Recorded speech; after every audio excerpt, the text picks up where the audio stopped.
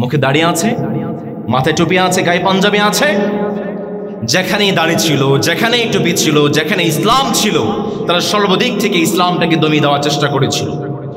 আজকে চেয়ে দেখেন বাংলার আনাচে কানাচে যারা ইসলামটাকে বাংলার জমিনে বন্ধ করে দেওয়ার ষড়যন্ত্র করেছিল, চেয়ে দেখেন তাদের দিকে বাংলার আনাচে কানাচে তাদের নামটা নেবার মতো কোনো মানুষ খুঁজে পাওয়া যায় না। শিক্ষা গ্রহণ করেন। যারা ইসলামের বিরুদ্ধে আসবে, যারা এই কোরআনের বিরুদ্ধে আসবে, মালিক এমন ভাবে নাই করবেন বাংলার জমিন থেকে তাদেরকে ডাস্টবিনে নিক্ষেপ করা হবে। রাজি আছেন তো ইনশাআল্লাহ? বাংলাদেশের ঐতিহ্যবাহী জেলা চট্টগ্রামের অন্তর্গত সন্দ্বীপ নতুন পাড়া জামে মসজিদের উদ্যোগে 19তম বার্ষিক ওয়াজ মাহফিল, এর মানে এই ময়দানে আরো 18 বার কোরআনের তাফসীর হয়েছে, ঠিক কিনা? আমরা দোয়া করছি আল্লাহ তাআলা এই ময়দানটাকে কিয়ামত পর্যন্ত কোরআন এবং হাদিসের জন্য কবুল করে, আমরা পড়ি আমিন। বিশেষভাবে ধন্যবাদ জানাচ্ছি আপনাদের এই সমাজের সবচেয়ে মাথার তাজ যুব সমাজ, যারা এই চমৎকার কোরআনের বাগানটাকে সাজিয়েছেন। আমরা দোয়া করছি আল্লাহ তাআলা প্রত্যেকটা যুবককে আবু বকর হিসেবে কবুল করুন, আমরা পড়ি আমিন। প্রাণ প্রিয় সন্দ্বীপবাসী, আপনারা সবাই কেমন আছেন? আলহামদুলিল্লাহ, আমিও ভালো আছি। চারদিকে সবুজের সমারোহ, প্রাকৃতিক নয়নাভিরাম, বাংলাদেশের স্বর্গদ্বীপ, জলকন্যা, এই সন্দ্বীপের পুণ্যভূমিতে কোরআনের এই তাফসীরের আয়োজন করতে পেরে আপনারা খুশি না বেজার?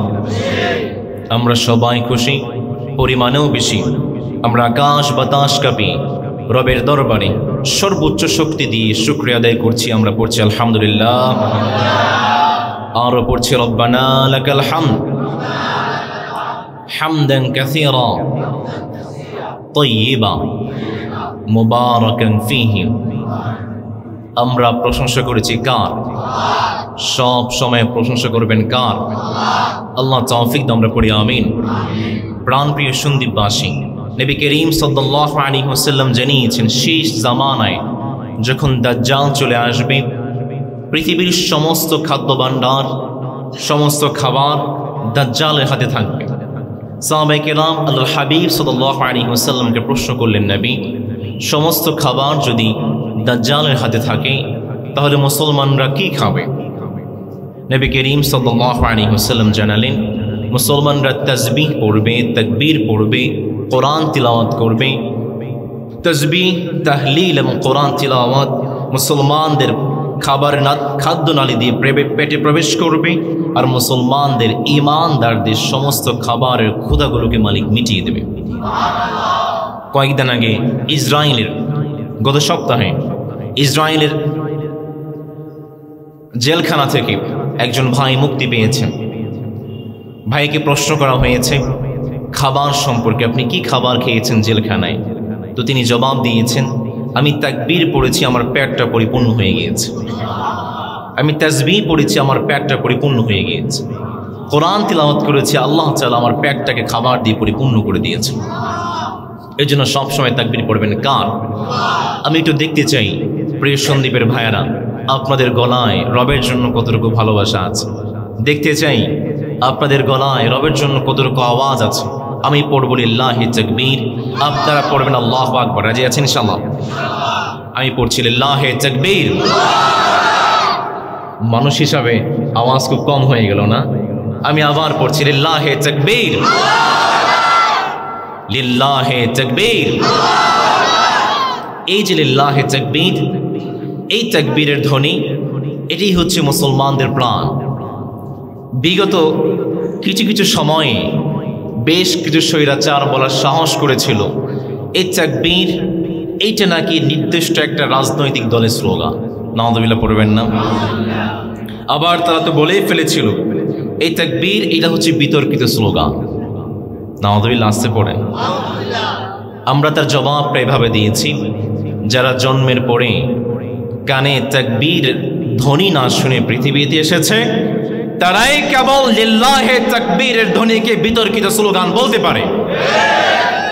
তোমাদের যাদের তাকবীরের ধ্বনি ভালো লাগে না, তোমাদের পরিবারকে তোমরা বলে যাও, তোমাদের ফ্যামিলিকে বলে যাও যেন তোমরা মৃত্যুবরণ করার পরে তোমাদেরকে কবরে না দিয়ে শ্মশানে পোড়ায়।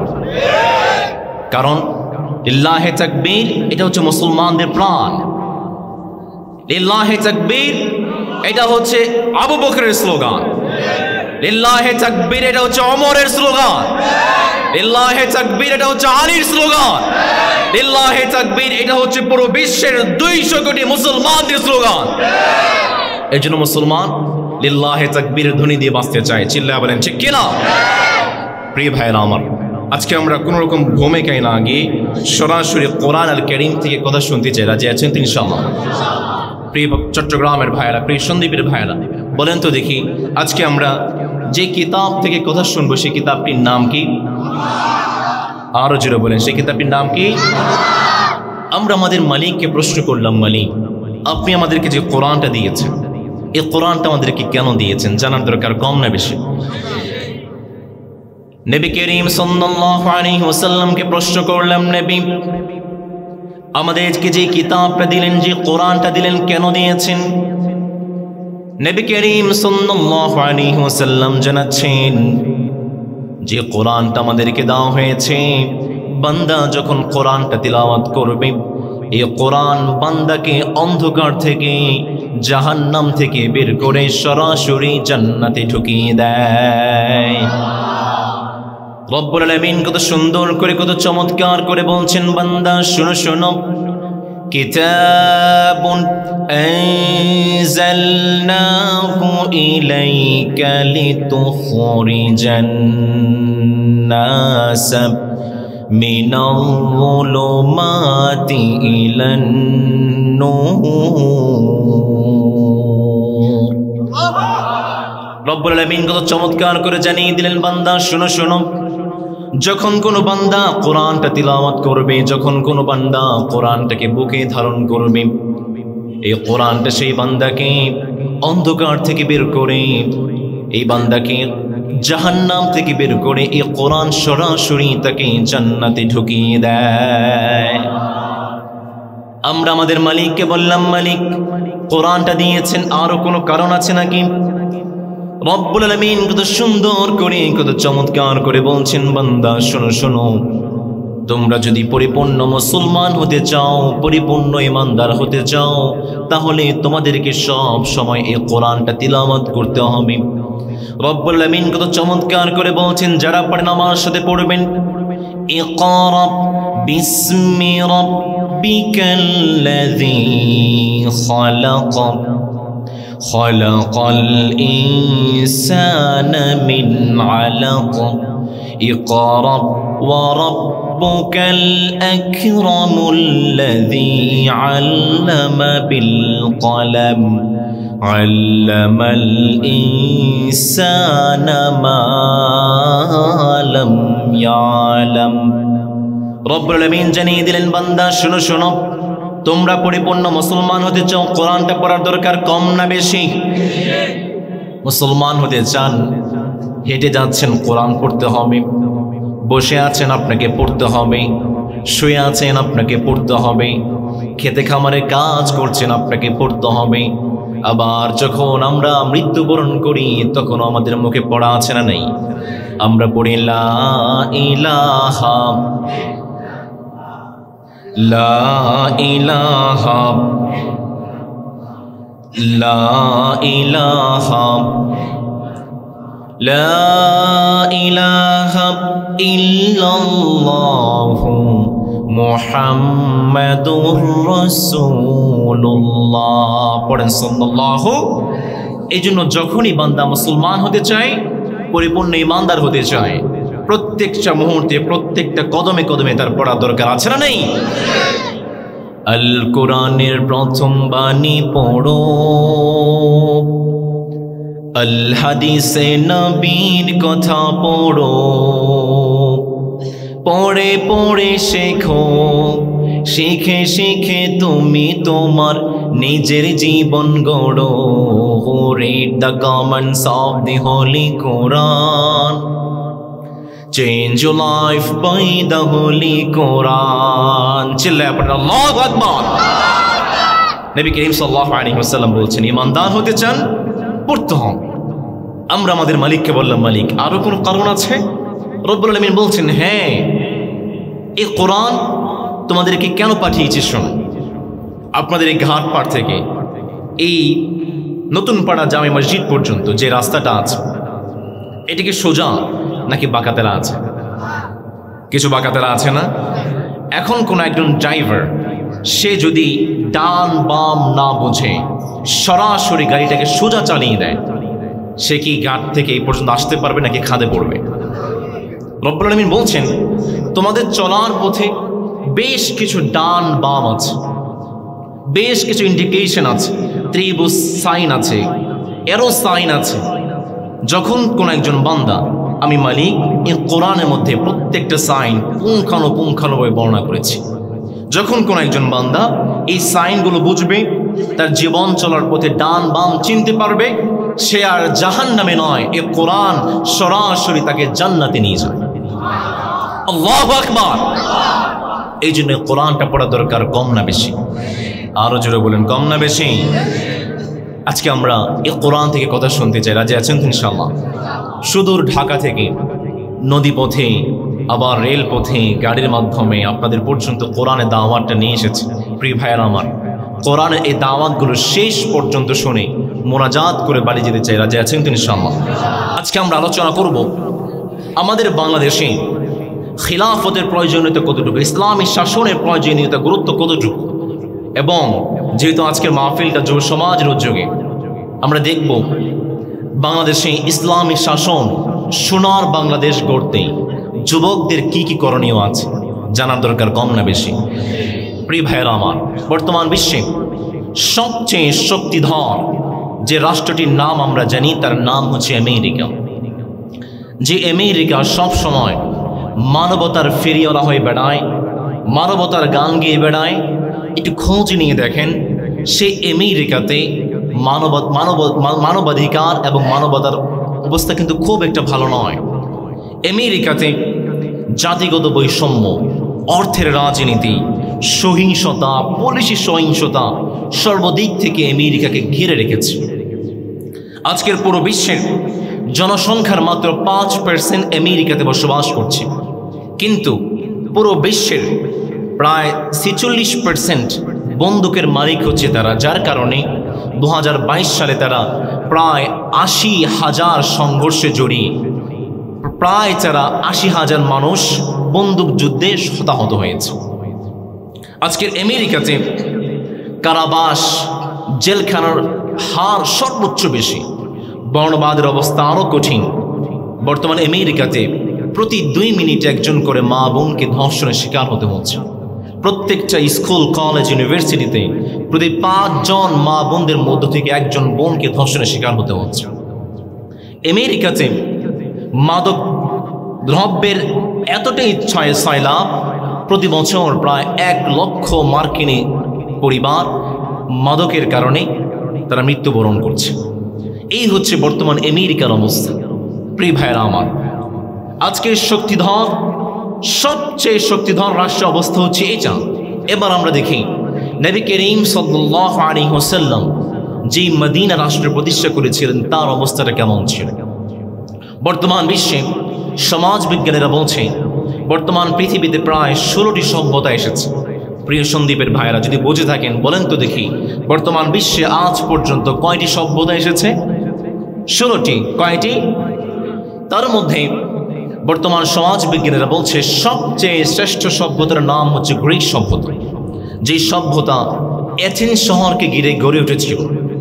সে এথেন্স শহরে সেই সময়ে জনসংখ্যা ছিল 3 লক্ষ, তার মধ্যে 1 লক্ষ ছিল কৃতদাস। গ্রিক সভ্যতা বলছে গ্রিক সভ্যতা বিনির্মাণে কৃতদাসদের কোনো অবদান নেই। আরেক লক্ষ ছিল বৃদ্ধ। গ্রিক সভ্যতা বলছে আরেক লক্ষ ছিল নারী। গ্রিক সভ্যতা বলছে এই সভ্যতা বিনির্মাণে নারীদের কোনো অবদান নেই। আরেক লক্ষ ছিল 50,000 ছিল শিশু, কিশোর এবং বৃদ্ধ। গ্রিক সভ্যতা বলছে এই 50,000-এর কোনো অবদান নেই, বাকি থাকে মাত্র 50,000। এই 50,000 জনসংখ্যা নেই গ্রিক সভ্যতা বিনির্মাণ হয়েছে। অন্যদিকে নবী করিম সাল্লাল্লাহু আলাইহি ওয়াসাল্লাম মদিনাতে ইয়াসরিবে যখন মদিনা রাষ্ট্র প্রতিষ্ঠা করেছেন, ইসলামী শাসন প্রতিষ্ঠা করেছেন, সেই সময় মদিনাতে জনসংখ্যা ছিল 50,000। নবী করিম সাল্লাল্লাহু আলাইহি ওয়াসাল্লামের সময় জনসংখ্যাদের মধ্যে মুসলমানদের সংখ্যা ছিল মাত্র 10,000, বাকি 40,000 ছিল ইহুদি, খ্রিস্টান, অন্য ধর্মাবলম্বী। আল্লাহর হাবিব সাল্লাল্লাহু আলাইহি ওয়াসাল্লাম একজন মানুষের অধিকার তিনি হরণ করেননি, একজন নারীর অধিকার তিনি হরণ করেননি, একজন বৃদ্ধের অধিকারও তিনি হরণ করেননি। প্রত্যেকটা মানুষের অধিকার বাস্তবায়ন করে আল্লাহর হাবিব মদিনাতে ইসলামী শাসন প্রতিষ্ঠা করেছেন। প্রিয় সন্দীপের ভাইরা, যদি বুঝে থাকেন বলেন তো দেখি, যে গ্রিক সভ্যতা নারীদের অধিকার হরণ করেছে, যে গ্রিক সভ্যতা বৃদ্ধদের অধিকার হরণ করেছে, যে গ্রিক সভ্যতা কৃতদাসদের অধিকার হরণ করেছে, সেই সভ্যতা শ্রেষ্ঠ নাকি যেই সভ্যতা, যে মদিনা সভ্যতা প্রত্যেকটা মানুষের অধিকার পুঙ্খানুপুঙ্খানুভাবে বর্ণনা করেছে, অধিকার নিশ্চিত করেছে, সেই সভ্যতা শ্রেষ্ঠ?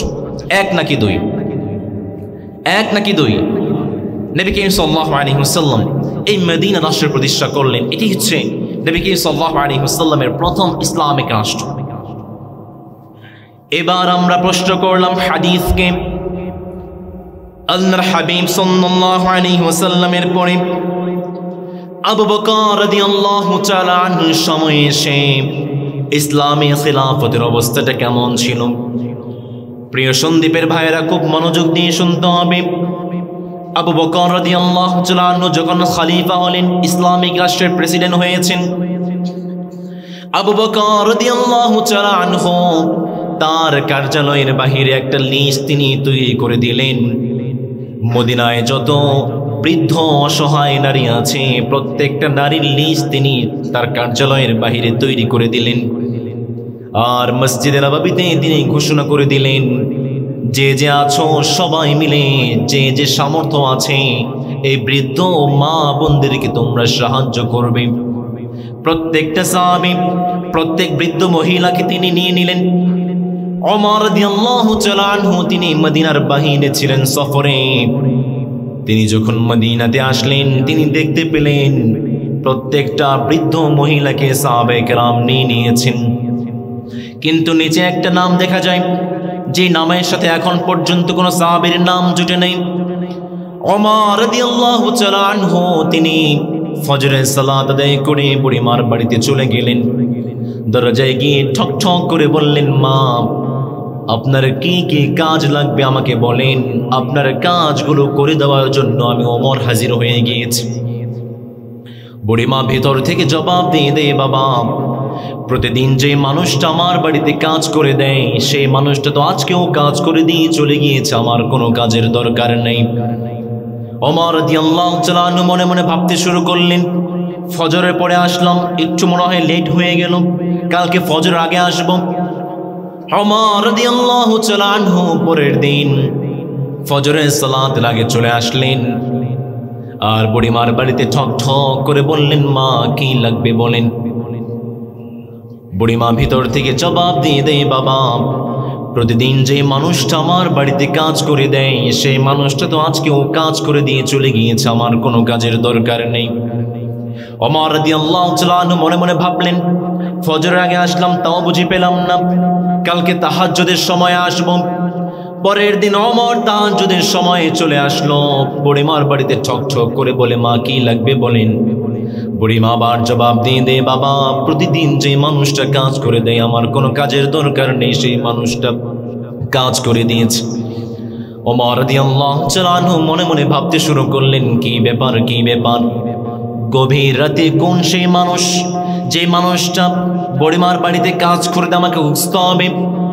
পরের দিন ওমর রাদিয়াল্লাহু তাআলা আনহু বুড়িমার বাড়ির পিছনে বাঁশ ঝাড়ের মধ্যে লুকিয়ে আছেন, কে গভীর রাতে কাজ করে দেয় খুঁজে বের করতে হবে। ওমর রাদিয়াল্লাহু তাআলা আনহু বাঁশ ঝাড়ের মধ্যে লুকিয়ে আছেন। হঠাৎ করে দেখতে পেলেন কে যেন টিপ টিপ করে বুড়িমার বাড়ির দিকে যায়। ওমর রাদিয়াল্লাহু তাআলা আনহু পিছন থেকে জড়িয়ে দৌড়লেন। ওমর রাদিয়াল্লাহু তাআলা আনহু যখন পিছন থেকে জড়িয়ে দৌড়েছেন, তিনি বুঝতে আর বাকি নাই, যিনি গভীর রাতে প্রতিদিন বুড়িমার বাড়িতে কাজ করে দেয়, তিনি তো আর কেউ নয়, তিনি হচ্ছেন ইসলামিক রাষ্ট্রের প্রেসিডেন্ট, ইসলামিক রাষ্ট্রের খলিফা আবু বকর রাদিয়াল্লাহু। ওমর রাদিয়াল্লাহু তাআলা আনহু বললেন, আবু বকর, সবই তো বুঝলাম, আপনি পুরো মদিনা রাষ্ট্রের প্রেসিডেন্ট, খলিফা, গভীর রাতে আপনি বুড়িমার বাড়িতে কাজ করে দেন, সবই তো বুঝলাম, কিন্তু আবু বকর আপনার পায়ে জুতা কোথায়? আপনি খালি পায়ে কেন? আবু বকর রাদিয়াল্লাহু তাআলা আনহু জবাব দিয়ে দেয়, প্রিয় ভাই, আমি যদি পায়ে জুতা পরি, হাঁটার সময় কিছুটা ঠক ঠক সাউন্ড হতে পারে, আর সাউন্ড হওয়ার কারণে আশেপাশের মানুষ বুঝে ফেলতে পারে আমি আবু বকর কাজ করে দিচ্ছি। কিন্তু প্রিয় ভাই, আমি তো কোনো মানুষকে দেখানোর জন্য নয়, আমি তো এক রবকে খুশি করার জন্য বুড়িমার বাড়িতে কাজ করে দেই। প্রিয় ভাই, পৃথিবীর কোনো মানুষকে দেখানোর জন্য নয়, আমি তো বুড়িমার বাড়িতে কাজ করে দেই যেন জান্নাতে আমার জন্য একটা ঘর আমি তৈরি করতে পারি। এই ছিল আবু বকর রাদিয়াল্লাহু তাআলা ইসলামিক রাষ্ট্রের প্রেসিডেন্ট, খলিফা। তিনি যখন প্রেসিডেন্ট হয়েছেন, প্রেসিডেন্ট হওয়ার পরের দিন আবু বকর, তিনি ছিলেন কাপড়ের ব্যবসায়ী, কাপড়ের গাঁঠরি নিয়ে তিনি বাজারের দিকে রওনা হয়ে গিয়েছেন। ওমর রাদিয়াল্লাহু তাআলা পিছন থেকে ধরে ফেললেন, আবু বকর কোথায় যান? আপনি ইসলামিক রাষ্ট্রের খলিফা, এখন ব্যবসা করা যাবে না, এখন আপনাকে ইসলামিক রাষ্ট্রের প্রেসিডেন্ট দায়িত্ব পালন করতে হবে। ওমর রাদিয়াল্লাহু তাআলা আবু বকরকে ধরে আবু উবাইদার কাছে নিয়ে আসলেন, আর বাৎসরিক 2000 দিনার তার জন্য নির্ধারণ করা হলো। পরবর্তীতে বাড়িয়ে 3000 দিনার করা হলো। কিন্তু আবু বকর এতটাই দানশীল ছিলেন, ইসলামিক রাষ্ট্রের প্রেসিডেন্ট এতটাই দানশীল ছিলেন, তিনি যখন মৃত্যুবরণ করেছেন, একটি মাত্র দাস, একটি মাত্র গামছা আর একটি গামলা তিনি রেখে গিয়েছিলেন। আর তার পরিবারকে বলে গিয়েছিলেন, আমার পরিবার, আমি যখন মৃত্যুবরণ করব, আমার গামছা আর গামলা আর দাসটাকে তোমরা বাইতুল মালে জমা করে দেবে। আবু বকর রাদিয়াল্লাহু তাআলা ইসলামিক রাষ্ট্রের প্রেসিডেন্ট, তিনি তার পরিবারকে ওসিয়ত করে গেলেন, সারাটা জীবন প্রেসিডেন্টের দায়িত্ব পালন করাকালীন যত ভাতা আমি বাইতুল মাল থেকে নিয়েছি, আমি আবু বকরের যত স্থাবর সম্পত্তি আছে, প্রত্যেকটা সম্পত্তি বিক্রি করে দিয়ে আমার সমস্ত ভাতাগুলো তোমরা বাইতুল মালে জমা করে দাও। আল্লাহু আকবার। এই ছিল আবু বকর রাদিয়াল্লাহু তাআলা ইসলামিক রাষ্ট্রের খলিফা, ইসলামিক রাষ্ট্রের প্রেসিডেন্ট। ওমর রাদিয়াল্লাহু তাআলা যখন খিলাফতে এসেছেন, পুরো ইসলামিক রাষ্ট্রের খলিফা, প্রেসিডেন্ট তিনি। ওমর রাদিয়াল্লাহু তাআলা মোমবাতি জ্বালিয়ে রাষ্ট্রের কাজ করছিলেন ঘরের ভিতরে। হঠাৎ করে একজন মেহমান দরজা এসে ঠক ঠক করেছে। ওমর রাদিয়াল্লাহু তাআলা দরজা খুলে দিয়েছেন। তিনি যে মোমবাতি জ্বালিয়ে কাজ করছিলেন, ফু দিয়ে নিভিয়ে আরেকটা মোমবাতি জ্বালিয়ে দিয়েছে। মেহমান বলে, কি ব্যাপার ওমর, একটা মোমবাতি জ্বালানোই ছিল, এইটা বন্ধ করে আরেকটা মোমবাতি জ্বালানোর কি প্রয়োজন ছিল ওমর?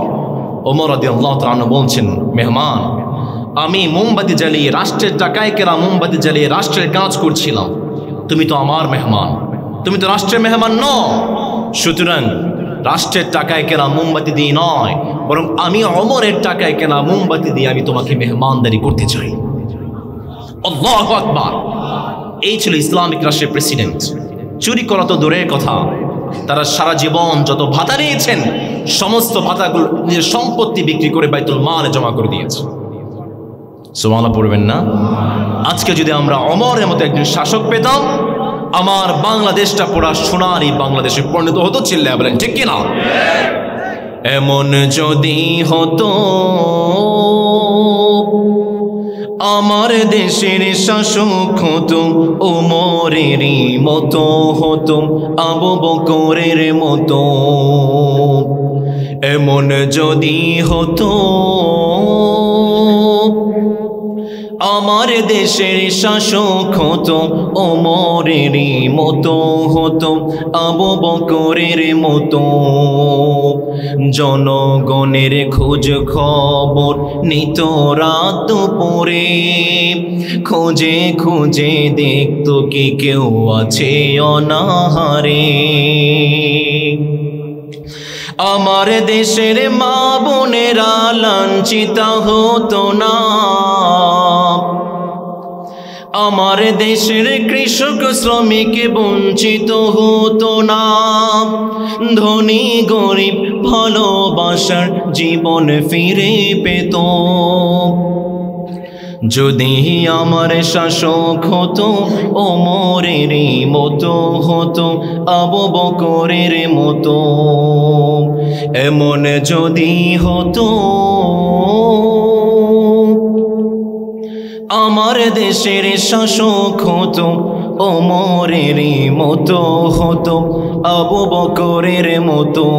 চিল্লায় বলেন ঠিক কিনা? এই জন্য আমরা একটা সোনালী বাংলাদেশ চাই। চান তো ইনশাআল্লাহ? আমরা যদি সোনালী বাংলাদেশ চাই, বাংলাদেশে ইসলামী খিলাফা, ইসলামিক শাসনের প্রয়োজনীয়তা কম না বেশি? আরো জোরে বলেন, কম না বেশি?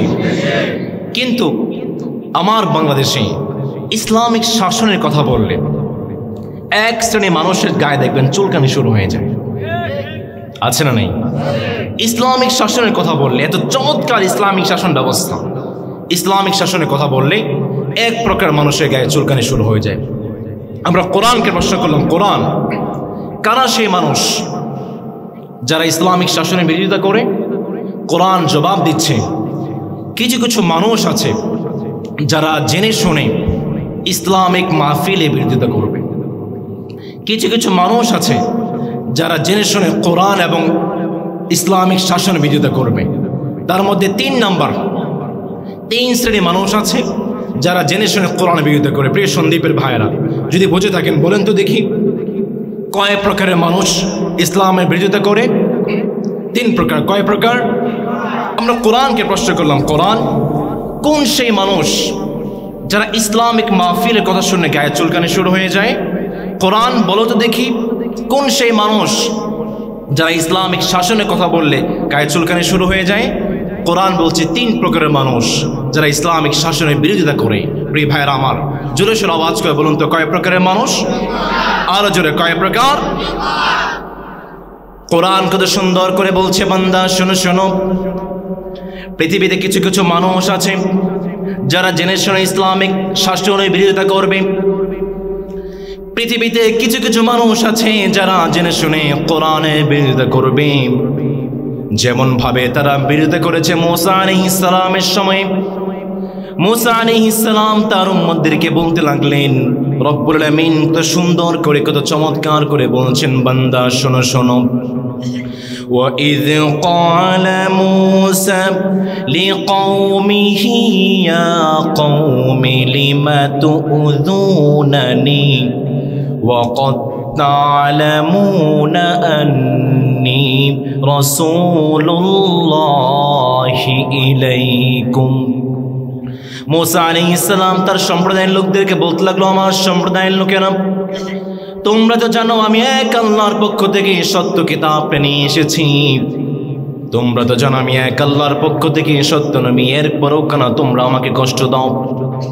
ঈসা আলাইহিস সালাম তার উম্মতদেরকে জানালেন, মালিক কত সুন্দর করে, কত চমৎকার করে বলছেন, বান্দা শোনো শোনো, وَإِذْ قَالَ عِيسَى ابْنُ مَرْيَمَ يَا بَنِي إِسْرَائِيلَ إِنِّي رَسُولُ اللَّهِ إِلَيْكُمْ। ঈসা আলাইহিস সালাম তার উম্মতদেরকে জানালেন, তোমরা তো জানো আমি এক আল্লাহর পক্ষ থেকে সত্য নবী। ঈসা আলাইহিস সালাম তার উম্মতদেরকে জানালেন, তোমরা তো জানো আমি এক আল্লাহর পক্ষ থেকে সত্য কিতাব নিয়ে এসেছি, এরপরেও কেন তোমরা আমাকে কষ্ট দাও? রব্বুল আলামিন আদম আলাইহিস সালাম থেকে শুরু করে বিশ্বনবী মুহাম্মদুর রাসূলুল্লাহ সাল্লাল্লাহু আলাইহি ওয়াসাল্লাম পর্যন্ত যত নবী, যত আম্বিয়া কিরাম পাঠিয়েছেন, সমস্ত নবী, সমস্ত আম্বিয়া কিরাম তার উম্মতদেরকে জানিয়ে গিয়েছেন, আমার পরে একজন রাসূল আসবে, আমার পরে একজন নবী আসবে, তার নাম হচ্ছে আহমদ। তার নাম কি? রব্বুল আলামিন কত সুন্দর করে বললেন, বান্দা শোনো শোনো, ওয়া মুবাশশিরাম বিরাসূলি ইয়াতি মিন বাদি ইসমুহু আহমদ। সব নবী, সব রাসূল তার উম্মতদেরকে জানিয়েছেন, আমার পরে একজন রাসূল আসবে, আমার পরে একজন নবী আসবে, তার নাম হচ্ছে আহমদ। তার নাম কি? Giving glad tidings of a messenger to came after me, whose name shall be Ahmad. তার নাম কি? আরো জোরে বলেন, তার নাম কি? তার নাম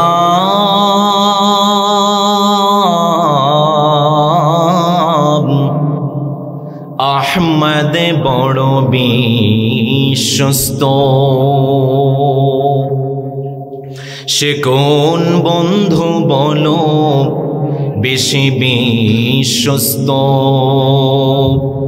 সে কোন বন্ধু বলো বড় বিশ্বস্ত। কার কাছে মন খুলে দেয়া যায়, কার কাছে প্রাণ খুলে দেয়া যায়, হওয়া যায় বেশি আশ্বস্ত। তার নাম কি? আহমদ। তার নাম কি? এরপরও প্রত্যেকটা নবী, প্রত্যেকটা রসুল তার উম্মতদেরকে জানিয়েছেন আমার পরে একজন রসুল আসবে, আমার পরে একজন নবী আসবে, তার নাম হচ্ছে আহমদ। এরপরও প্রত্যেকটা যুগে যুগে নবীদের উপরে আমাদের মুহাম্মদ রাসূলুল্লাহ সাল্লাল্লাহু আলাইহি ওয়াসাল্লামের উপরে অত্যাচার নির্যাতন কম না বেশি? আরো জোরে বলেন, কম না বেশি? নবী করিম সাল্লাল্লাহু আলাইহি ওয়াসাল্লাম জানিয়েছেন তিন প্রকারের মানুষ ইসলামিক শাসনের বিরোধিতা করবে, তিন প্রকারের মানুষ মুসলমানদের বিরোধিতা করবে। তার মধ্যে এক নম্বর হচ্ছে রাষ্ট্রশক্তি। যেমন ভাবে বিরোধিতা করেছে ফিরআউন, যেমন ভাবে বিরোধিতা করেছে হামান, যেমন ভাবে বিরোধিতা করেছে কারুন। কারণ প্রত্যেকটা যুগে নবীদের দাওয়াত ছিল ইয়া কওমি আবুদুল্লাহ মা লাকুম মিন ইলাহিন গায়রু।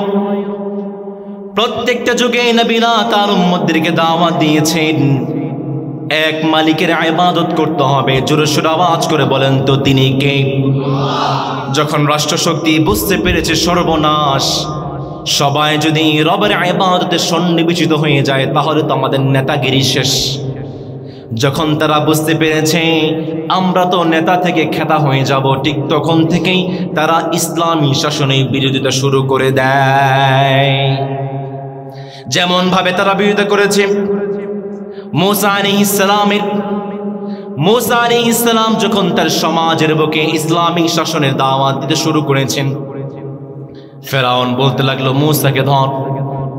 মূসা আলাইহিস সালাম মিশর থেকে ভাগতে শুরু করলেন।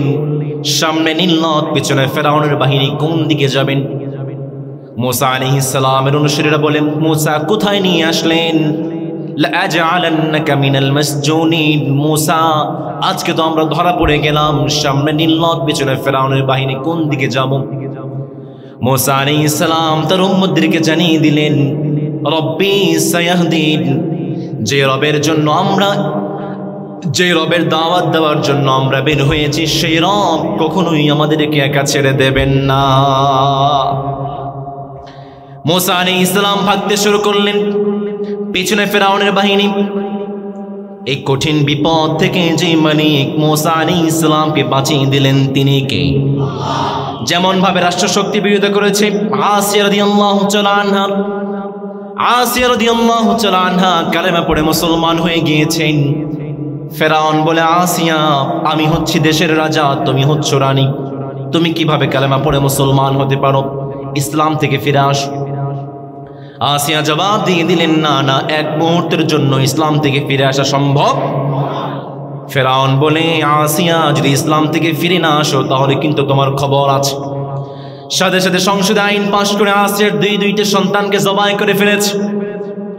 ফেরাউন বলতে শুরু করলো আসিয়া এখনো সময় আছে, ইসলাম থেকে ফিরে আসো, না হয় কিন্তু তোমার খবর আছে। আসিয়া রাদিয়াল্লাহু তাআলা আনহা জবাব দিয়ে দিলেন ফেরাউন তুমি আমার কি খবর করবে তা তো আমি জানি না, কিন্তু আমার রব আমার নাকের সামনে জান্নাতের ঘ্রাণটা তুলে ধরেছে। আসিয়া রাদিয়াল্লাহু তাআলা আনহাকে এত বেশি কষ্ট দেওয়া হয়েছে, এত বেশি নির্যাতন করা হয়েছে, পৃথিবীতে অন্য কোনো মানুষকে এত বেশি কষ্ট দেওয়া হয় নাই। গরম তেলের মধ্যে আসিয়া রাদিয়াল্লাহু তাআলা আনহাকে ভাজা ফ্রাই করে দেওয়া হয়েছে। রব্বুল আলামিন আসিয়া রাদিয়াল্লাহু তাআলা আনহাকে ডাক দিয়ে বললেন আসিয়া রে, তুই ইসলামের জন্য এত কষ্ট করলি, এত নির্যাতন সহ্য করলি, আমি রব তোর প্রতিদান স্বরূপ জান্নাতে আমার পাশে তোমার জন্য একটা ঘর আমি বানিয়ে দিলাম। মালিক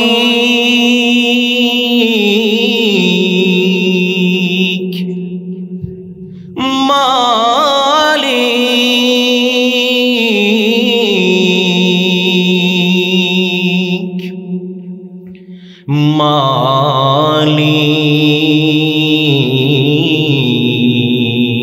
মালিক একটি ঘর বানিয়ে দিও,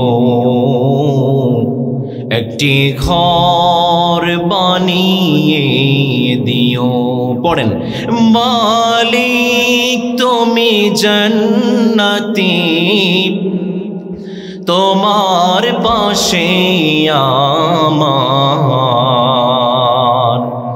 একটি ঘর বানিয়ে দিও, একটি ঘর বানিয়ে দিও। চিল্লায় পড়েন আমিন। আসিয়া রাদিয়াল্লাহু তাআলা আনহা এক মুহূর্ত ধরে ইসলাম থেকে ফিরে আসে নাই। রাষ্ট্রশক্তি বিরোধিতা করেছে ইব্রাহিম আলাইহিস সালামের। ইব্রাহিম আলাইহিস সালাম যখন ইসলামিক শাসনের জন্য দাওয়াত দিতে শুরু করেছেন, নমরুদ বলতে লাগলো, কি রে ইব্রাহিম, কোন রবের থেকে দাওয়াত দাও? ইব্রাহিমকে তো আগুনে নিক্ষেপ কর। ইব্রাহিম আলাইহিস সালামকে আগুনে নিক্ষেপ করা হয়েছে। জিবরাইল আলাইহিস সালাম এসে বলতে লাগলো, ইব্রাহিম কি করতে পারি বলেন? ইব্রাহিম আলাইহিস সালাম জবাব দিয়ে দিয়েছেন, যেই রবের দাওয়াত দিতে গিয়ে আজকে আগুনে নিক্ষিপ্ত হয়েছি, সেই রব কখনোই আমাকে ভুলে যাবে না। সুবহানাল্লাহ পড়বেন না? জিবরিল তোমাকে কিচ্ছু করতে হবে না, মালিক জানিয়ে দিলেন, কুলনা ইয়া নারু কুনি বারদাও ওয়া সালামা আলা ইব্রাহিম। নবী মূসার মতো ঈমান হলে রাস্তা হবে সাগর জলে, নবী ইউসুফের মতো ঈমান হলে একে একে দরজা খোলে, নবী ইব্রাহিমের মতো ঈমান যদি আজও থাকে বিদ্যমান, অগ্নিকুণ্ডে দেখতে পাবে খুব সুরতে গুলবাগান। আল্লাহু আকবার। এই জন্য পৃথিবীতে সর্বপ্রথম যারা ইসলামের বিরোধিতা করেছে, ইসলামিক শাসনের বিরোধিতা করেছে, তারা আর কেউ নয়, তারাই হচ্ছে রাষ্ট্রশক্তি। চেয়ে দেখেন বিগত সরকারের দিকে। বিগত সরকার এমন কোন আলেম নাই যার উপর জুলুম করে নাই, এমন কোন আলেম নাই যার উপর নির্যাতন করে নাই। আমি তো একজন ক্ষুদ্র মানুষ, আমি ঢাকা বিশ্ববিদ্যালয়ের শিক্ষার্থী।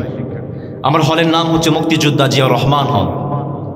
করোনার সময়ে এক সপ্তাহ হলে ছিলাম। আছে না একটা ছাত্রলীগ, আর একটা নাম আছে না, সে, হ্যাঁ কে বলেছে? কুত্তা লীগ। আমি বলি নাই, পিছন থেকে বলেছি। এই লীগ কোন কোন শীতের মধ্যে আমাকে রাত ৩টায় হল থেকে বের করে দিয়েছে। এই লীগ কোন কোন শীতের মধ্যে রাত 2টা আমাকে হল থেকে বের করে দিয়েছে। মুখে দাঁড়িয়ে আছে, মাথায় টুপি আছে, গায়ে পাঞ্জাবি আছে। যেখানেই দাঁড়িয়ে ছিল, যেখানেই টুপি ছিল, যেখানে ইসলাম ছিল, তারা সর্বদিক থেকে ইসলামটাকে দমিয়ে দেওয়ার চেষ্টা করেছিল। আজকে চেয়ে দেখেন বাংলার আনাচে কানাচে যারা ইসলামটাকে বাংলার জমিনে বন্ধ করে দেওয়ার ষড়যন্ত্র করেছিল, চেয়ে দেখেন তাদের দিকে বাংলার আনাচে কানাচে তাদের নামটা নেবার মতো কোনো মানুষ খুঁজে পাওয়া যায় না। শিক্ষা গ্রহণ করেন, যারা ইসলামের বিরুদ্ধে আসবে, যারা এই কোরআনের বিরুদ্ধে আসবে, মালিক এমন ভাবে নাই করবেন বাংলার জমিন থেকে তাদেরকে ডাস্টবিনে নিক্ষেপ করা হবে। রাজি আছেন ইনশাআল্লাহ? এই জন্য যারা সর্বপ্রথম যারা ইসলামের বিরোধিতা করে, তারা আর কেউ নয়, তারাই হচ্ছে রাষ্ট্রশক্তি। 2 নাম্বার, যারা ইসলামিক শাসনের বিরোধিতা করে, তারা আর কেউ নয়, যারা অবৈধ পন্থায় টাকা পয়সা ইনকাম করে। তারা মনে করে ইসলাম যদি ক্ষমতায় চলে আসে তাহলে আমাদের ঘুষের রাস্তা শেষ, ইসলাম ক্ষমতায় চলে আসলে আমাদের চাঁদাবাজির রাস্তা শেষ, ইসলাম চলে আসলে আমাদের সুদের রাস্তা শেষ। যখন তারা বুঝতে পারে, ঠিক তখন থেকে তারা ইসলামিক শাসনের বিরোধিতা শুরু করে দেয়। চিল্লায়া বলেন ঠিক কিনা? 3 নাম্বার, যারা ইসলামিক শাসনের বিরোধিতা করে, তারা আর কেউ নয়, তারা হচ্ছে এক শ্রেণীর ভণ্ড, যারা ধর্ম ব্যবসায়ী। আমাদেরকে বলতো আমরা নাকি ধর্ম ব্যবসায়ী। একজন আছে না সিলেটে, কয়েকদিন আগে সিলেটে গিয়েছিলাম, চুনারু ঘাটে। শুরু করছি মহান রবের নামে, পরম করুণাময় অসীম দয়ালু। নাম কি? বেশে সুমন। চমৎকার কথা বলেছেন, কিন্তু এর আড়ালে ছাত্রদের উপর আপনি গুলি চালানোর মতো দুঃসাহস আপনি দেখিয়েছেন। এটা প্রমাণ করছে আমরা ধর্ম ব্যবসায়ী নয়, বরং আপনারাই হচ্ছেন আসল ধর্ম ব্যবসায়ী। আবার অনেকে আছে দাড়ি লাগাতো, টুপি লাগাতো, সরকার শেষ, দাড়ি মুচকামাই, লঞ্চের মধ্যে ধরা খায়, আছে না নেই? এরা হচ্ছে 2 নাম্বার, যারা ইসলামটাকে বাংলার জমিন থেকে বন্ধ করতে চায়, যারা ইসলামিক শাসনের বিরোধিতা করে। 3 নাম্বার, যারা মাজার করে টাকা কামায়, যারা বিভিন্ন পন্থায় ভণ্ডামি করে টাকা কামায়। আপনাদের সমাজে আছে এক প্রকারের মানুষ যারা মাজার করে ভণ্ডামি করে মানুষকে ধোঁকা দিয়ে টাকা কামাতে চায়। যখন হক্কানে ওলামায়ে কেরাম এদের বিরুদ্ধে কথা বলে, এদের মুখোশটাকে উন্মোচন করে দেয়, পরোক্ষভাবে তারাই ইসলামের বিরুদ্ধে লেগে যায়। এটাকে আমি নিজ থেকে বানিয়ে বলেছি। এবার শোনো কোরআন কি বলে। কোরআন কত সুন্দর করে, কত চমৎকার করে বলে, বান্দা শোনো শোনো। ইয়া আইয়ুহাল্লাযীনা আমানু ইন্না কাসীরাম মিনাল আহবার والرهبان ليأكلون أموال الناس بالباطل ويصدون عن سبيل الله। কোরআন কত চমৎকার করে বলছে, বান্দা শোনো শোনো। পৃথিবীতে এক প্রকারের মানুষ আছে যারা ভণ্ডামি করে, যারা মাজার করে ফুলুস কামায়, যারা টাকা কামায়। যখন হক্কানে ওলামায়ে কেরাম তাদের মুখোশটাকে উন্মোচন করে দেয়, ঠিক তখনই পরোক্ষভাবে তারা ইসলামের বিরুদ্ধে লেগে যায়, ঠিক কিনা? এই জন্য এই 3 প্রকার মানুষ যুগে যুগে ইসলামের বিরোধিতা করেছে, ইসলামিক শাসনের বিরোধিতা করেছে।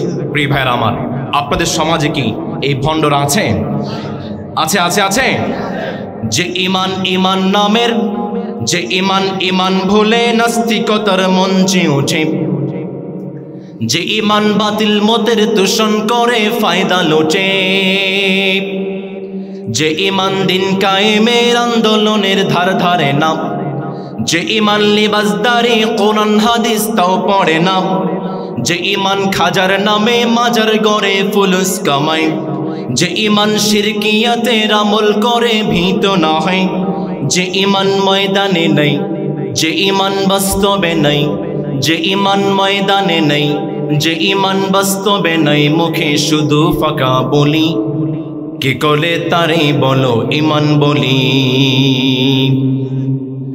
কি করে তারে বলো ইমান বলি, কি করে তারে বলো ইমান বলি। চিল্লা বলেন ঠিক কিনা?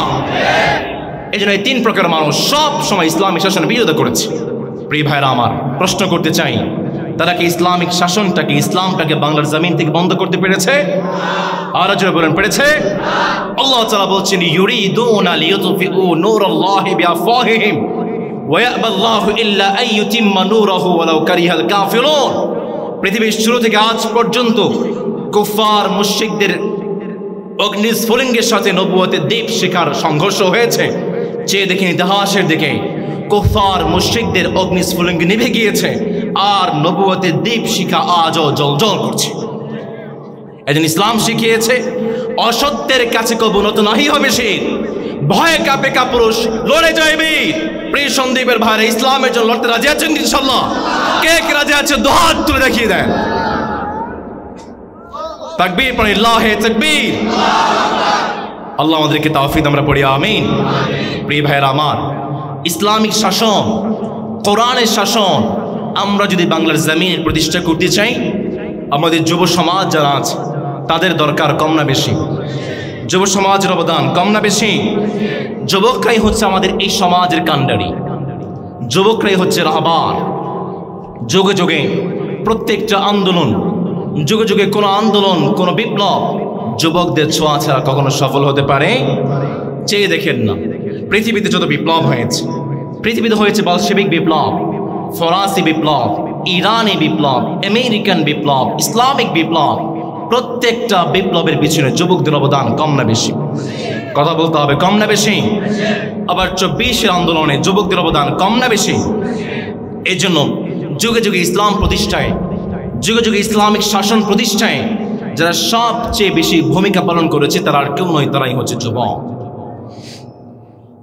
এই জন্য নবী করিম সাল্লাল্লাহু আলাইহি ওয়াসাল্লাম জানালেন, ইসলামের প্রথম যুগে যারা সবচেয়ে বেশি ইসলামের জন্য রক্ত দিয়েছে, যারা সবচেয়ে বেশি ইসলামের জন্য কষ্ট করেছে, তারা আর কেউ নয়, তারাই হচ্ছে যুবক। আবার আল্লাহর হাবিবকে ইসলামের প্রথম যুগে সবচেয়ে বেশি যারা সাহস জুগিয়েছে, তারা আর কেউ নয়, তারাই হচ্ছে যুবক। যেমন ভাবে দেখতে পাই নবী করিম সাল্লাল্লাহু আলাইহি ওয়াসাল্লামের শুরুর দিকে যারা সর্বপ্রথম কালেমা পড়ে মুসলমান হয়েছিলেন, তাদের মধ্যে অন্যতম হচ্ছেন 37 বছরের যুবক আবু বকর রাদিয়াল্লাহু তাআলা, যারা ইসলামের শুরুর যুগে আল্লাহর হাবিবের হাতে হাত রেখে কালেমা পড়ে মুসলমান হয়েছেন। তাদের মধ্যে অন্যতম হচ্ছেন 26 বছরের যুবক ওমর রাদিয়াল্লাহু তাআলা। যারা ইসলামের প্রথম যুগে কালেমা পড়ে মুসলমান হয়েছেন, তাদের মধ্যে অন্যতম হচ্ছেন 8 বছরের যুবক আলী রাদিয়াল্লাহু তাআলা। যারা ইসলামের প্রথম যুগে কালেমা পড়ে মুসলমান হয়েছেন, তাদের মধ্যে অন্যতম হচ্ছেন 17 বছরের যুবক সাদ বিন আবি ওয়াক্কাস রাদিয়াল্লাহু তাআলা। যারা ইসলামের প্রথম যুগে কালেমা পড়ে মুসলমান হয়েছেন, তাদের মধ্যে অন্যতম হচ্ছেন 20 বছরের যুবক আব্দুর রহমান বিন আউফ রাদিয়াল্লাহু তাআলা। যারা ইসলামের প্রথম যুগে কালেমা পড়ে মুসলমান হয়েছেন, তাদের মধ্যে অন্যতম হচ্ছেন 20 বছরের যুবক যায়েদ বিন হারিসা রাদিয়াল্লাহু তাআলা আনহু। সুবহানাল্লাহ। এই জন্য ইসলামের প্রথম যুগে নবী করিম সাল্লাল্লাহু আলাইহি ওয়াসাল্লামকে যারা সবচেয়ে বেশি সাহস জুগিয়েছে, তারা আর কেউ নয়, তারাই হচ্ছে যুবক। সুবহানাল্লাহ পড়বেন না? এই জন্য ইসলামিক শাসন প্রতিষ্ঠায় যুবকদের অবদান কম না বেশি? আমার প্রিয় যুবক এবং তরুণ ভাইয়েরা, আমরা যদি বাংলার জমিনে কোরআনের শাসন প্রতিষ্ঠা করতে চাই, আমরা যদি বাংলার জমিনে ইসলামিক শাসন প্রতিষ্ঠা করতে চাই, আমাদের জন্য 1 নম্বর কর্তব্য হচ্ছে সব সময় ঈমানি পরীক্ষা দেওয়ার জন্য প্রস্তুত থাকতে হবে। রাজি আছেন তিনি? ইনশাআল্লাহ। যেমন ভাবে পরীক্ষা দিয়েছেন ইব্রাহিম আলাইহিস সালাম। ইব্রাহিম আলাইহিস সালাম তার সমাজের লোকদেরকে ইসলামের দাওয়াত দিতে শুরু করলেন। ইব্রাহিম আলাইহিস সালাম দেখতে পেলেন তার সমাজের মানুষ গরুর পূজা করে, আবার যখন চামড়ার দরকার হয় গরু কেটে চামড়া বানায়, জুতা বানায়।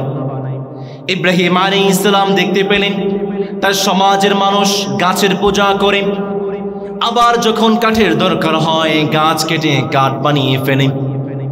ইব্রাহিম আলাইহিস সালাম দেখতে পেলেন তার সমাজের মানুষ আগুনের পূজা করে, আবার যখন পূজা শেষ হয়ে যায় আগুনটাকে বন্ধ করে দেয়।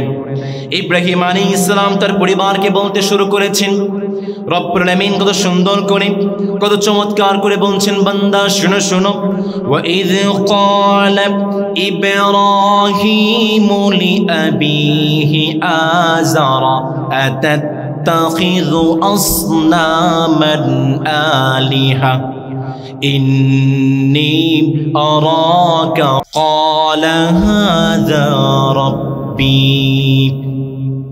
ইব্রাহিম আলাইহিস সালাম যখন দূর আকাশে টিপ টিপ করে তারকা দেখতে পেলেন, ইব্রাহিম আলাইহিস সালাম ঘোষণা করে দিলেন, ওই যে তারকা দেখা যায় ওইটাই হচ্ছে আমার রব।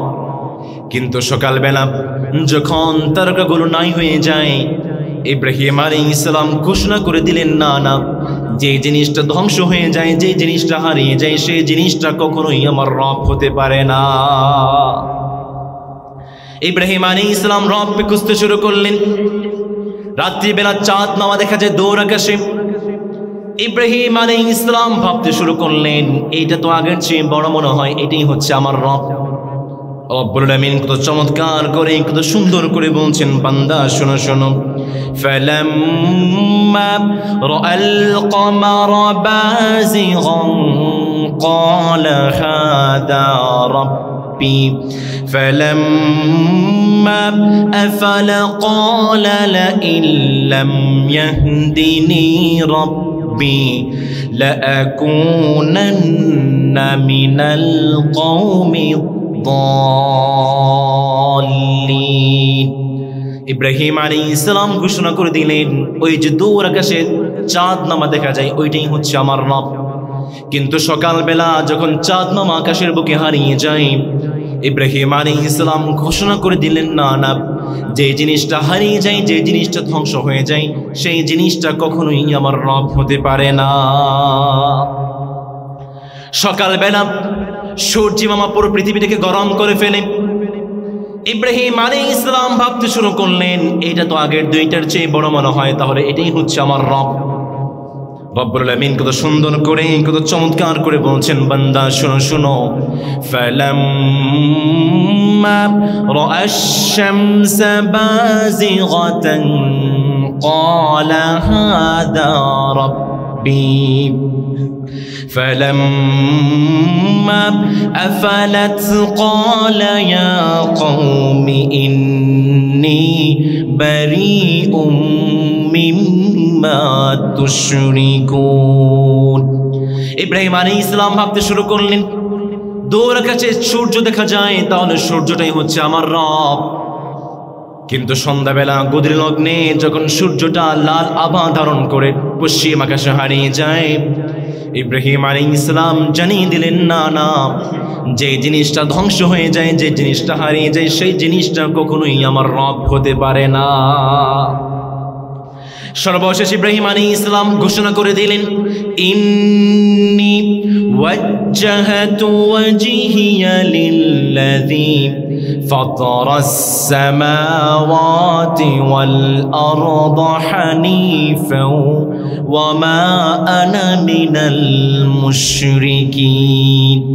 ইব্রাহিম আলাইহিস সালাম ঘোষণা করে দিলেন, না না, কোন সূর্য আমার রব হতে পারে না, কোন চাঁদ আমার রব হতে পারে না, কোন তারকা আমার রব হতে পারে না। আমাদের রব একজন। গলার আওয়াজটা ছেড়ে দিয়ে বলেন তো তিনি কে? আল্লাহ আমার রব। দমে দমে তনু মনে তারি অনুভব। পড়েন, আল্লাহ আমার রব। দমে দমে তনু মনে তারি অনুভব। আল্লাহ আমার রব, সেই রবই আমার সব। আল্লাহু আকবার। ইব্রাহিম আলাইহিস সালাম যখন তার সমাজের বুকে এক রবের দিকে দাওয়াত শুরু করেছেন, নমরুদ বলে, কি ইব্রাহিম, কোন রবের দিকে দাওয়াত দাও? মা আলিমতু লাকুম মিন ইলাহিন গায়র। আমি নমরুদ ছাড়া আরো কোন রব আছে আমার তো মনে হয় না। ইব্রাহিম, তুমি যে রবের দিকে দাওয়াত দিচ্ছ, সেই রবের কিছু বৈশিষ্ট্য বল। ইব্রাহিম আলাইহিস সালাম নমরুদের কাছে রবের বৈশিষ্ট্য বলছেন। ইব্রাহিম আলাইহিস সালাম এক নম্বরে জানিয়ে দিলেন, নমরুদ শোনো আমার রব সম্পর্কে। রব্বুল আলামিন কত সুন্দর করে বলছেন, বান্দা শোনো শোনো। ক্বালা ربنا الذي أعطى كل شيء خلقه ثم هدى قال فما بال القرون الأولى। ইব্রাহিম আলাইহিস সালাম জানিয়ে দিলেন, শোনো শোনো, আমার রব হচ্ছেন সেই সত্তা যিনি আমাদেরকে সব কিছু দান করেন। তিনি কে? ইব্রাহিম আলাইহিস সালাম নমরুদকে বলতে শুরু করলেন, শুনো আমার রব সম্পর্কে। ফালইয়াবুদু রাব্ব হাযাল বাইতিল্লাযী আত'আমাহুম মিন জু' ওয়া আমানাহুম মিন খাউফ। ইব্রাহিম আলাইহিস সালাম জানিয়ে দিলেন, শুনো শুনো আমার রব সম্পর্কে। আমার রব হচ্ছেন সেই সত্তা যিনি আমাদেরকে ক্ষুধার সময় আহার দান করেন। আমার রব হচ্ছেন সেই সত্তা যিনি আমাদেরকে অন্ধকারে আলো দেখান। চিল্লায় বলেন তো তিনি কে? দিও তৃষ্ণা পেলে ঠান্ডা পানি, ক্ষুধা পেলে লবণ ভাত। আল্লাহ এই গরিবের শোনো শোনো মুনাজাত। আল্লাহ এই গরিবের শোনো শোনো মুনাজাত। চিল্লায় পড়েন আমিন। ইব্রাহিম আলাইহিস সালাম বলতে শুরু করেছেন, আমার রব হচ্ছেন সেই সত্তা আল্লাযী ইউহয়ী ওয়া ইউমীত, যিনি জীবন দান করেন, যিনি মরণ দান করেন। সুবহানাল্লাহ পড়েন। নমরুদ বলে, তাই নাকি ইব্রাহিম? আমিও তো মানুষকে জীবন দান করি, আমিই তো মরণ দান করি। জেলখানা থেকে দুইজন লোককে ধরে নিয়ে এসেছে। একজন লোকের পেটে ধা করে ছুরি ঢুকিয়ে তাকে মৃত্যুবরণ দিয়ে দিয়েছে, আরেকজন লোককে বাঁচিয়ে রেখেছে। নমরুদ বলে, দেখেছো ইব্রাহিম, একজন মানুষকে জীবিত রাখলাম, জীবন দিলাম, আরেকজনকে মরণ দিলাম। ইব্রাহিম বলে, তাই নাকি? আমার রব তো আরেকটা কাজ করতে পারে। কি সেই কাজ? আমার রব প্রতিদিন সূর্যটাকে পূর্ব থেকে উদিত করে পশ্চিম অস্ত দেয়। নমরুদ, যদি পারো তাহলে আজকে থেকে আর সূর্যটা পূর্ব থেকে নয় বরং পশ্চিম থেকে উদিত করে দেখাও। আল্লাহু আকবার। নমরুদ কিংকর্তব্যে বিমূঢ় হয়ে গিয়েছে, ধরা খেয়ে গিয়েছে। নমরুদ বলতে শুরু করেছে, ইব্রাহিমকে আগুনের মধ্যে নিক্ষেপ কর। যদি আমাদের ব্যবসাকে টিকিয়ে রাখতে হয়, হাররিকুহু ওয়ানসুরু আলিহাতাকুম ইন কুনতুম ফাইলিন, যদি আমাদের ব্যবসাকে টিকিয়ে রাখতে হয় তাহলে আগুনের মধ্যে নিক্ষেপ কর। ইব্রাহিম আলাইহিস সালামকে যখন আগুনের মধ্যে নিক্ষেপ করা হয়েছে, ইব্রাহিম আলাইহিস সালাম সেই অগ্নি পরীক্ষায় যে মালিকের দয়ায় পাশ করেছেন, চিল্লায় বলেন তো তিনি কে? এই জন্য প্রিয় ভাইরা, আমার যুবক ভাইরা, ইসলামটাকে বাংলার জমিনে প্রতিষ্ঠা করতে চান, কোরআনের শাসন প্রতিষ্ঠা করতে চান, সব সময় অগ্নি পরীক্ষা, অত্যাচার, জেল, জুলুম, নির্যাতন সহ্য করার মতো ঈমানি শক্তি থাকার দরকার, কম না বেশি? এটা হচ্ছে 1 নম্বর। 2 নম্বর, আমার প্রিয় যুবক ভাইরা, আপনারা যদি কোরআনের শাসনটাকে বাংলার জমিনে প্রতিষ্ঠিত করতে চান, আপনাদেরকে সব সময় সত্যের পথিক হতে হবে, ঠিক কিনা? প্রিয় ভাইরা, সন্দীপের ভাইরা, আপনাদের কষ্ট হচ্ছে? শেষ করে দেব, আর একটু সময় দেওয়া যাবে আমাকে ইনশাল্লাহ। প্রিয় ভাইরা, আমার প্রিয় যুবক ভাইদের জন্য 2 নম্বর কাজ হচ্ছে সত্যকে আঁকড়ে ধরতে হবে, যেমন ভাবে সত্যকে আঁকড়ে ধরেছিলেন ওমর রাদিয়াল্লাহু তাআলা আনহু। ওমর রাদিয়াল্লাহু তাআলা আনহু তিনি ছিলেন পাহলওয়ান, মক্কার অন্যতম শক্তিশালী এবং সম্ভ্রান্ত পরিবারের সন্তান ছিল ওমর। ওমর রাদিয়াল্লাহু তাআলা আনহু 4টি ধাপ পেরিয়ে কালেমা পড়ে মুসলমান হলেন। ওমর রাদিয়াল্লাহু তাআলা আনহুর পিছনে অনেক শক্তি ছিল, অনেক সামর্থ্য ছিল। ওমর রাদিয়াল্লাহু তাআলা আনহু চাইলে মক্কার প্রেসিডেন্ট তিনি হতে পারতেন, কিন্তু সব কিছু বাদ দিয়ে তিনি সত্যের পথিক হয়েছেন। 4টি ধাপ পেরিয়ে ওমর রাদিয়াল্লাহু তাআলা আনহু কালেমা পড়ে মুসলমান হয়েছেন। প্রিয় সন্দীপের ভাইরা, যদি বুঝে থাকেন বলেন তো দেখি, ওমর কয়টি ধাপ পেরিয়ে কালেমা পড়ে মুসলমান হয়েছেন? আর জোরে বলতে হবে, কয়টি? তার মধ্যে 1 নম্বর হচ্ছে নবী করিম সাল্লাল্লাহু আলাইহি ওয়াসাল্লাম দুহাত রবের কাছে দোয়া করে, মালিক, মক্কায় 2 জন বিখ্যাত কাফের আছে, একজন হচ্ছে আবু জেহেল আর একজন হচ্ছে ওমর। এই 2 জন বিখ্যাত কাফের মাঝে যাকে পছন্দ হয় আপনি তাকে ইসলামের শক্তি দিয়ে আপনি ইসলামটাকে শক্তিশালী বানিয়ে দেন। রব্বুল আলামিন নবীজির দোয়াটাকে ওমরের জন্য কবুল করে নিয়েছেন। 2 নম্বরে ওমর রাদিয়াল্লাহু তাআলা আনহু যখন সাহাবায়ে কেরামদের ভালোবাসা দেখেছেন, ওমর রাদিয়াল্লাহু তাআলা আনহু যখন সাহাবায়ে কেরামদের সুন্দর সুন্দর কথা শুনেছেন, আল্লাহর হাবিবের মিষ্ট কথা যখন শুনেছেন, ওমর রাদিয়াল্লাহু তাআলা আনহু ইসলামের প্রতি আরেক ধাপ ধাবিত হয়ে গিয়েছেন। 3 নম্বরে ওমর রাদিয়াল্লাহু তাআলা আনহু একদিন বাড়ি থেকে বের হয়ে মক্কায় বাইতুল্লাহতে রাত যাপন করছিলেন। এমন সময় নবী করিম সাল্লাল্লাহু আলাইহি ওয়াসাল্লাম দৌড়ে দাঁড়িয়ে সালাত আদায় করছেন। ওমর রাদিয়াল্লাহু তাআলা আনহু শুনতে পেলেন আল্লাহর হাবিব কি চমৎকার করে কোরআন তিলাওয়াত করেন। ওমর রাদিয়াল্লাহু তাআলা আনহু ভাবতে শুরু করলেন, মুহাম্মদ এত চমৎকার কবিতা কোথায় পেয়েছে? মুহাম্মদ তাহলে কবি হয়ে গিয়েছে। নবী করিম সাল্লাল্লাহু আলাইহি ওয়াসাল্লাম সাথে সাথে সালাতের মধ্যে পড়ে ফেললেন, ওয়ামা হুয়া বিকাউলি শাইরিন কালিলাম মা তুমিনুন। নবী করিম সাল্লাল্লাহু আলাইহি ওয়াসাল্লাম পড়ে ফেললেন, না না, এইটা তো কোনো কবির কথা নয়, এটা তো কোনো কবিতা নয়। ওমর রাদিয়াল্লাহু তাআলা আনহু তিনি ভাবতে শুরু করলেন, কি ব্যাপার? মনে মনে বললাম, মুহাম্মদ কিভাবে বুঝতে পারলো? মুহাম্মদ তাহলে গণক হয়ে গিয়েছে।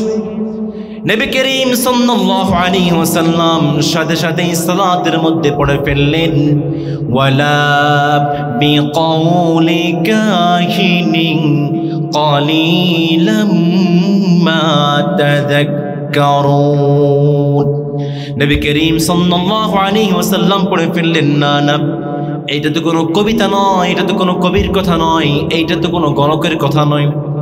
ওমর রাদিয়াল্লাহু তাআলা আনহু মনে মনে ভাবতে শুরু করলেন, এইটা যদি কোনো কবির কথা না হয়, এইটা যদি কোনো গণকের কথা না হয়, তাহলে মুহাম্মদ কোথা থেকে পেয়েছে? নবী করিম সাল্লাল্লাহু আলাইহি ওয়াসাল্লাম সাথে সাথে সালাতের মধ্যে পড়ে ফেললেন, তানজিলুম মির রাব্বিল আলামিন। নবী করিম সাল্লাল্লাহু আলাইহি ওয়াসাল্লাম পড়ে ফেললেন, না না, এইটা তো কোনো কবির কথা নয়, এইটা তো কোনো গণকের কথা নয়। যে মালিক দয়া করে মায়া করে আমাদেরকে কিতাব নাজিল করেছেন, চিল্লায়া বলেন তিনি কে? আজও আমাদের সমাজে কোরআন আছে না নেই? আরো আসছে বলেন, আছে না নেই? আমি কোরআনের সুর মাঝে শুনেছি যে নাম, আজানের সুর মাঝেও শুনেছি ও নাম। আমি কোরআনের সুর মাঝে শুনেছি যে নাম, আজানের সুর মাঝেও শুনেছি ও নাম। ও নাম শুনেছি আমি আমার হৃদয়, হে রাসূল নবীজি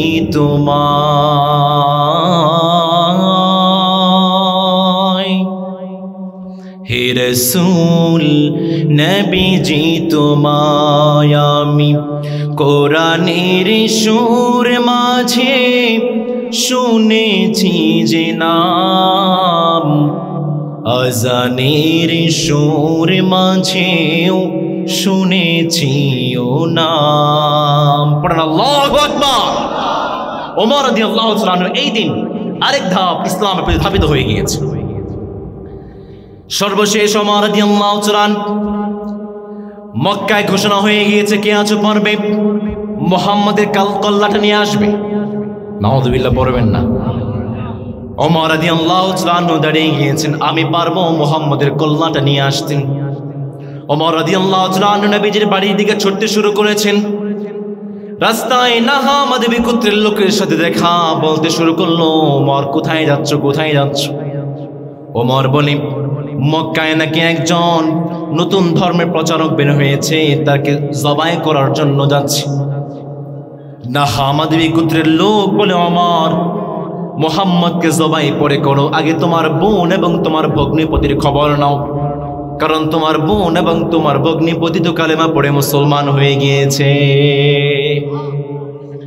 ওমর রাদিয়াল্লাহু তাআলা আনহু বোন এবং বোনের ভগ্নিপতির বাড়ির দিকে ছুটতে শুরু করেছেন। বোনের বাড়ির কাছাকাছি যখন পৌঁছে গিয়েছেন, ওমর রাদিয়াল্লাহু তাআলা আনহু দেখতে পেলেন কি যেন চমৎকার একটি আওয়াজ ভেসে আসে। ওমর রাদিয়াল্লাহু তাআলা আনহু শুনতে পেলেন কত চমৎকার তিলাওয়াত বোনের ঘর থেকে ভেসে আসছে। ঘরের ভিতরে বোন এবং তার ভগ্নিপতি সূরা তাহা তিলাওয়াত করছেন। বোন এবং তার ভগ্নিপতি কত চমৎকার করে, কত সুন্দর করে তিলাওয়াত করছেন। তাহা মা আনজালনা আলাইকাল কুরআনা লিতাশকা ইল্লা তাযকিরাতাল লিমান ইয়াখশা। ওমর রাদিয়াল্লাহু তাআলা আনহু যখন কোরআন তিলাওয়াত শুনেছেন, তিনি আর বসে থাকতে পারে নাই, তিনি দৌড়ে আল্লাহর হাবিবের কাছে গিয়ে কালেমা পড়ে মুসলমান হয়ে যায়। আল্লাহু আকবার। ওমর রাদিয়াল্লাহু তাআলা যখন কালেমা পড়ে মুসলমান হয়েছেন, আল্লাহর হাবিবকে বলতে শুরু করেছেন, নবী আলাসনা আল হক, আমরা কি সত্যের উপরে নই? নবী বলেন, বালা, অবশ্যই আমরা সত্যের উপরে আছি। ওমর বললেন, নবী সত্য কখনো গোপন থাকে না, চলেন আজকে থেকে আর ইসলামটা গোপনে নয়, বরং মক্কার জমিনে ইসলামটা প্রকাশ্যে প্রচার করতে চাই। আল্লাহু আকবার। ওমর রাদিয়াল্লাহু তাআলা দুইটা লাইন করেছেন, লিল্লাহি তাকবীর ধ্বনি দিয়ে পুরো মক্কার জমিনটাকে কাঁপিয়ে দিয়েছে। আবু জেহেল বলে, কি ব্যাপার, আমার নির্বাচনী এলাকায় আমি আবু জেহেলের নাম বাদ দিয়ে আল্লাহর নামের তাকবীর দেই, কার এত বড় সাহস, চল বেটাকে ধরতে হবে। আবু জেহেল যখন লোকবল নিয়ে ওমর রাদিয়াল্লাহু তাআলাকে ধরতে এসেছেন, আবু জেহেল দেখতে পেলেন এটা আর কেউ নয়, তো হচ্ছে ওমর। আবু জেহেল নিজের প্রাণটাকে বাঁচাতে, নিজের জীবনটাকে বাঁচাতে পিছন দৌড়াতে শুরু করেছে। আল্লাহু আকবার। আজকের মুসলমানদের ক্রান্তি লগ্নে আমাদের একজন ওমরের দরকার। আজ যে মুসলমানদের ক্রান্তি লগ্নে আমাদের একজন ওমরের দরকার। আমি তো বলি, আমার যে যুবক ভাইরা আছে, আমরা যদি হাতে হাত রেখে, কাঁধে কাঁধ রেখে এক ইসলামের জন্য কাজ করি, পুরো বিশ্বের কুফার এবং মুশরিকরা পালানোর মতো গর্ত খুঁজে পাবে না ইনশাআল্লাহ। অনেক কাফেরদের দেখা যাচ্ছে চট্টগ্রামের দিকে চোখ তুলে তাকানোর মতো সাহস দেখতে পাচ্ছি। কি প্রিয় ভাইয়েরা, কি সন্দীপের ভাইয়েরা, চট্টগ্রাম দিবেন? কি বলেন, দিবেন?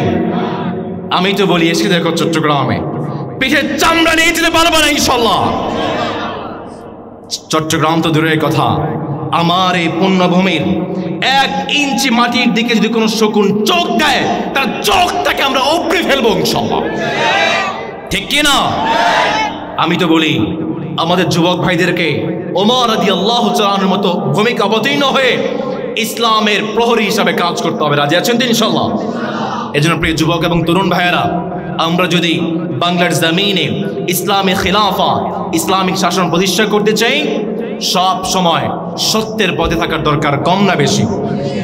3 নাম্বার, যুবকদেরকে এক হতে হবে। এই জায়গায় আমাদের বড্ড সমস্যা।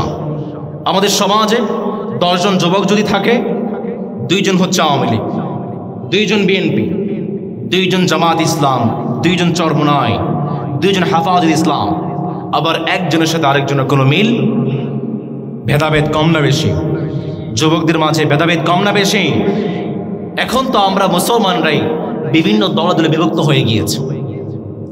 আলিয়া কওমিকে দেখতে পারে না, কওমি আলিয়াকে দেখতে পারে না, হেফাজত ইসলাম চরমোনাইকে দেখতে পারে না, চরমোনাই জামাত ইসলামকে দেখতে পারে না। মুসলমানদের মাঝে দল বিভেদ কম না বেশি? আমি তো বলি, আজকে পুরো বিশ্বের মুসলমান, পুরো বাংলাদেশের জনগণ আজকে ওলামায়ে কেরামদেরকে এক প্ল্যাটফর্মে দেখতে চায়, ঠিক কিনা? ইসলামিক শাসন যদি প্রতিষ্ঠা করতে চান, এক দল পারবে না, সবগুলো দল মিলিয়ে ইসলামিক শাসনের জন্য কাজ করা দরকার, কম না বেশি? আমাদের যুব সমাজকে যারা বিভক্ত করেছে, তারা আর কেউ নয়, তারাই হচ্ছে অপরাজনীতিবিদরা। আমার প্রিয় যুবক এবং তরুণ ভাইয়েরা, কাদের জন্য স্লোগান দেন? আমার নেতা তোমার নেতা, আমার নেতার চরিত্র ফুলের মতো। হেদের চরিত্র কেমন জানেন? নামাজ পড়েন 1 ওয়াক্ত, গাঞ্জা খায় 6 ওয়াক্ত, শয়তানের ভক্ত, জাহান্নামের তক্ত, ঠিক কিনা? এই নেতার জন্যই তো আমরা স্লোগান দিই। এই জন্য আমার যুব সমাজকে যারা বিভক্ত করেছে, তারা আর কেউ নয়, তারা হচ্ছে অপরাজনীতিবিদরা। 2 নম্বর, আমাদের যুব সমাজকে যারা বিভক্ত করেছে, সেটা হচ্ছে মাদক। আমাদের সমাজে মাদক কম না বেশি? বাংলাদেশে বর্তমানে 24 ধরনের মাদক পাওয়া যায়। বর্তমান বাংলাদেশে প্রায় 70 লক্ষ মাদক সেবী আছে। এক একজনের বছরে প্রায় 60,000 টাকার মাদক লাগে। কল্পনা করে দেখেন তো প্রিয় ভাইয়েরা, একজনের যদি 60,000 টাকার মাদক লাগে, 70 লক্ষ মাদক সেবীর কত হাজার কোটি টাকার মাদক লাগে। আপনাদের সমাজে সিগারেট আছে? আছে আছে আছে? কে কে সিগারেট খান? 2 হাত তুলে দেখিয়ে দেন। আছে একজন, পেয়েছি না, ভুল হয়েছে না? তার মানে কি সবাই ফেরেশতা? সিগারেট নাই। বছরে 22,000 কোটি টাকার সিগারেট বিক্রি হয়। কে খায় সিগারেট? কে খায়? আমাদের সমাজের যুব সমাজকে যারা বিভক্ত করেছে, তারা আর কেউ নয়, সেটা হচ্ছে মাদক। প্রিয় তরুণ এবং যুবক ভাইয়েরা, আমরা যদি ইসলামিক শাসনের জন্য কাজ করতে চাই, আমাদেরকে এক হতে হবে। রাজি আছেন তো ইনশাআল্লাহ? 4 নম্বরে, আমরা ইসলামিক শাসন যদি বাংলার জমিনে প্রতিষ্ঠা করতে চাই, আমাদের চরিত্রকে সুন্দর করতে হবে, আমাদেরকে সৎ চরিত্রবান হতে হবে। 5 নম্বরে, আমাদেরকে সৎ কাজের আদেশ করতে হবে, অসৎ কাজ থেকে নিষেধ করতে হবে। 6 নম্বরে, যেখানেই জুলুম, যেখানে নির্যাতন, যেখানেই অবিচার, সেখানে যুবকদেরকে দাঁড়িয়ে যাওয়ার দরকার আছে না নেই? আরো জোরে বলা আছে না নেই? 7 নম্বরে আমার প্রিয় যুবক এবং তরুণ ভাইয়েরা, যখনই অপরাধ করবেন, যখনই গুনাহ করবেন, আমরা ক্ষমা চাইবো এক রবের কাছে। চিল্লায়া বলেন, তিনি কে? আমাদের মাধ্যমে গুনাহ হয়ে যায়, আমরা অপরাধ করে ফেলি, গুনাহ করে ফেলি। প্রিয় যুবক এবং তরুণ ভাইয়েরা, প্রিয় সন্দীপের ভাইয়েরা, গুনাহ করে ফেলেছেন, অন্যায় করে ফেলেছেন, একটা মাহফিলের প্যান্ডেলে এসে এক কোনায় বসে দুহাত তুলে চোখের পানি ফেলে রবের কাছে দোয়া করবেন। আমাদের জীবনের সমস্ত গুনাহগুলোকে যে মালিক মাফ করবেন তিনি কে? মসজিদের কোনায় বসে দুহাত তুলে মালিকের কাছে দোয়া করবেন, জীবন থেকে সমস্ত গুনাহগুলোকে যে মালিক মাফ করে দেবেন তিনি কে? এজন্য এই 7টি কাজ আমরা বাংলার জমিনে ইসলামটাকে যদি প্রতিষ্ঠা করতে চাই, কোরআনের শাসন প্রতিষ্ঠা করতে চাই, এই 7টি কাজ করা দরকার, কম না বেশি। আমার প্রিয় সন্দীপের ভাই রাজি আছেন তো ইনশাআল্লাহ? রাজি আছেন তো ইনশাআল্লাহ? কে কে রাজি আছেন দুহাত তুলে দেখিয়ে দেন। তাকবীর পড়ে, লিল্লাহি তাকবীর, লিল্লাহি